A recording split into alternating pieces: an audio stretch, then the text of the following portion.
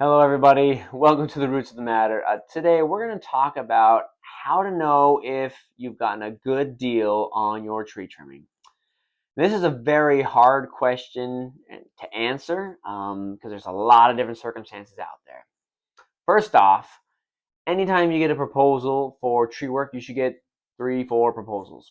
Okay, you should get them from really reputable companies around the area and the Joe Schmoes. Doesn't matter. You should get a whole bunch of proposals put together so then you can compare. The value of your work is kind of important and dependent on what you're looking for. If you are looking to get a tree removed, usually, as long as they don't destroy your house, chucking a truck could probably remove that tree. And if it's cheaper and they have insurance, they can probably do it just fine. You don't need a really expensive name brand to remove a tree. Now, pruning a tree is very different. That's when I would say, you guys, you should really learn about the company, about the people, what kind of training they've had. And you can ask them that and say, hey, you've been doing tree work for 20 years. Awesome. Where did you learn how to do tree work? Something like that. Because I've got guys that talk to me all the time. Oh, I have this issue with these ash trees and blah, blah, blah, blah. And I was like, oh, it sounds like you're doing the notch wrong. Like, oh, I've been cutting down trees for 20 years. I know what I'm doing. Like, sounds like you're cutting the notch wrong. I mean, you may have been doing it for 20 years, but doing it wrong for 20 years doesn't mean it's going to be any good. So here's some things that you should look for, though. Typically speaking, the dead wood on a tree, on a pruning, should always come out. That should always be gone. You should not see any dead limbs or anything in your tree. If they leave something like that, that's not very professional.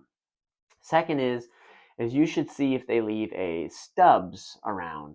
Whether they cut them or they're old stubs, whatever it is, there should be stubs. And when I say stub, it's like a little chunk of a branch left. Usually you cut down to the branch collar, not like leave a little tiny stick that's 4 or 6 inches long or anything like that. They should be cutting it down to the branch collar, a nice, smooth, clean cut, not several different kinds. That will tell you if they're doing a good job.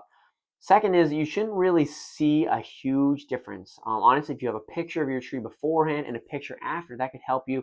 Maybe you can see the light through your tree a little bit more. I will say some arborists, some companies will trim the lower half of your tree really well, but then they won't do the upper half very well. It's very important to get the upper half done as well. Thin that top out just as much. So look for those kinds of things.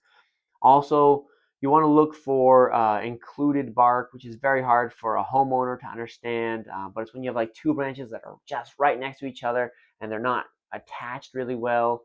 Included bark, it means there's a higher chance of them breaking off. A good arborist should take care of those kinds of issues for you so you don't have them. And I will say if it's a large cut that they're like, oh, I don't know if this is good, usually I would go and talk to the homeowner and say, hey, I see some included bark here. There's a higher chance of it breaking. If I cut this out, it's going to lose 25% of your tree just in this cut.